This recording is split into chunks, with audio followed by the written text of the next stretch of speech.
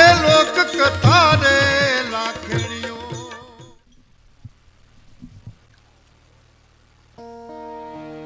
અમે લાખાભાઈ પ્રાણભાઈ દિવાલીબેન વર્ષો પહેલા મહેસાણામાં પ્રોગ્રામ કરવા ગયા એ ગામડામાં, અને એ ગામના આગેવાને જે અમારો પરિચય કરાવ્યો ને, પરસેવા વાળી દીધા અમને. એને શું કીધું કે લાખાભાઈ ગઢવી અને એની ટોળકી ખૂબ મજા કરાવેલી. ટોળકી કરી બોલો અમને. એટલે પ્રાણભાઈ મને કે ટોળકી કોણ? મેં કીધું હું, તમે દિવાળીબેન. બોલો. અને પછી શું કીધું ખબર? આ નામચીન કલાકારો છે. નામચીન હું ખિસ્સા કાતરું છે. એમાં એક જણા આવીને કીધું લો કાળજાનો કકડો કરજો, પેલો કકડો. તમે કાળજાનો કટકો તો હમણાં લાખાભાઈ ગાયો, બીજો કોઈ કકડો કરો તમે. તમારા કાઠિયાવાડમાં તો ઘણા કોકડા હોય. હા હા હા, અંતર ના ઊંડાણની એ તો વેધું ને કહેવાય. શું કરવું એની પાસે તમે કહેશો? આપણા કાઠિયાવાડના દુઆ મહેસાણામાં ગાય કેવી રીતે ગાય? આનંદ કે પરમણ તો મોણે મોણે ફેર.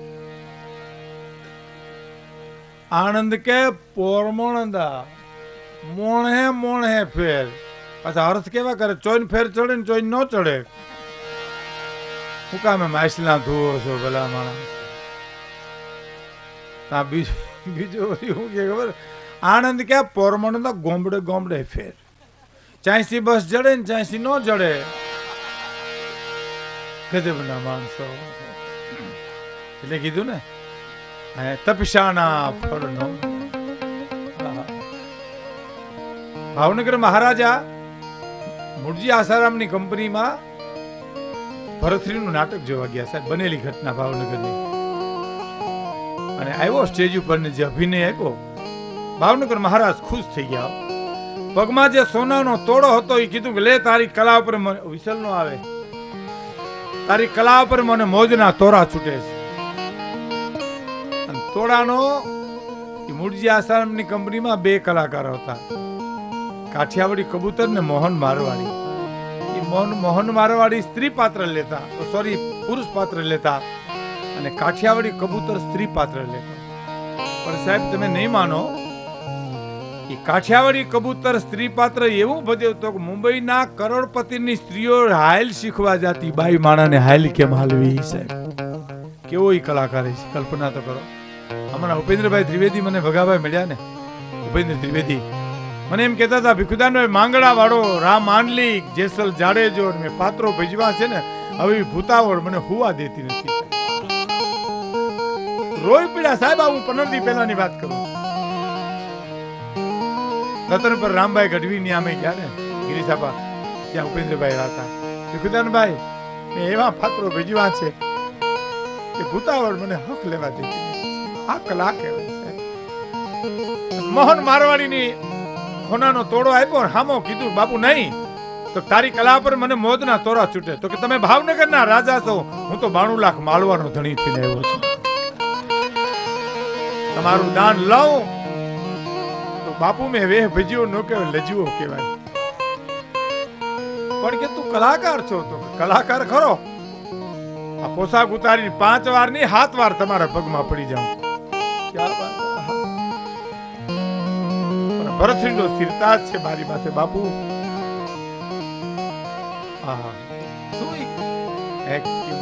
અટાણ તો કૃષ્ણ થી ના આવે ને એમ કે દેતા રહેજો દેતા રહેજો. હવે તું તો બોલ માં, પેટીઓ માગશે જે માગવાનું છે.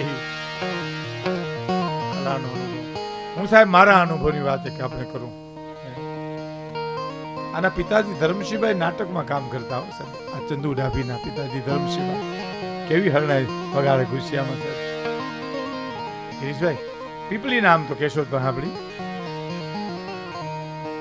પણ 1 પૈસો ગાયુના ફાળામાં કોઈ દી નો લીધો ધર્મસિંહભાઈ. એનું આ ફળ છે સાહેબ. અટાણે જે છે સોરઠમાં બેંજા ઉપર કોઈ માટીના સુર વગાડતો હોય તો આ એક ચંદુ ડાભી છે, બાકી કોઈ નથી. વખાણ નથી કરતો, હું સત્ય હકીકત તમને કહું છું.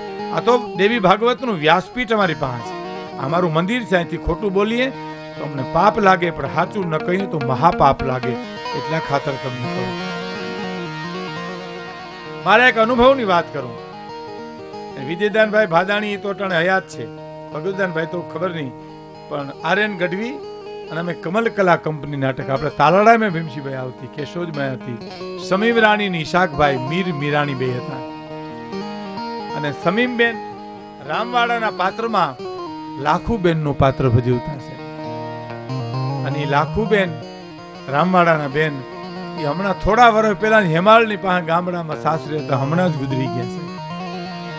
મારે તમને એ કેવું છે મિત્રો કે જે બેન ગામડામાં જીવતી હોય, જેના ભાઈના નાટક ભવાઈમાં રાહડા ગવાતા હોય, બેનને કેટલો પોરો હોય છે. એ રાહડો લે છે. સમીમ રાણી લાખુબેન થઈને આવે અને માટીના સૂર જોઈજો સાહેબ.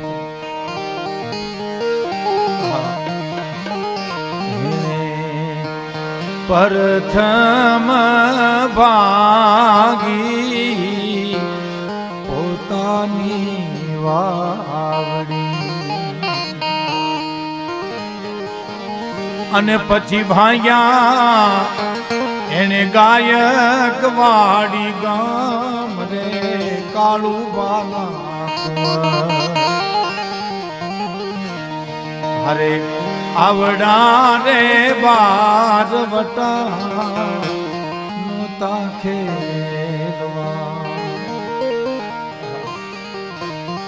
અને પછી પાટું રે મારી પેતારો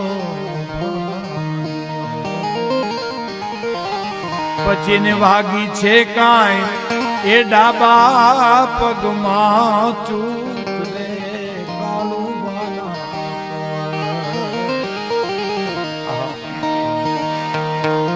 આવડા રે બારવટા નોતા ખેલવા.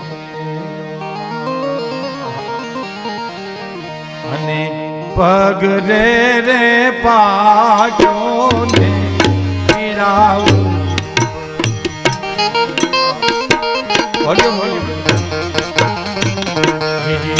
પગરે રે પાક્યો ને પીડાવું.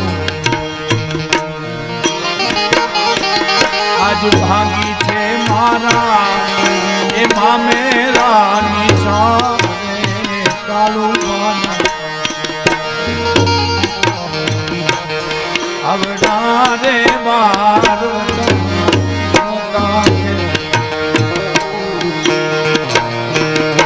આજ ભાંગી છે મારા મામેરા નિશાન રે કાળુ બાલા. આવડા રે બારવટા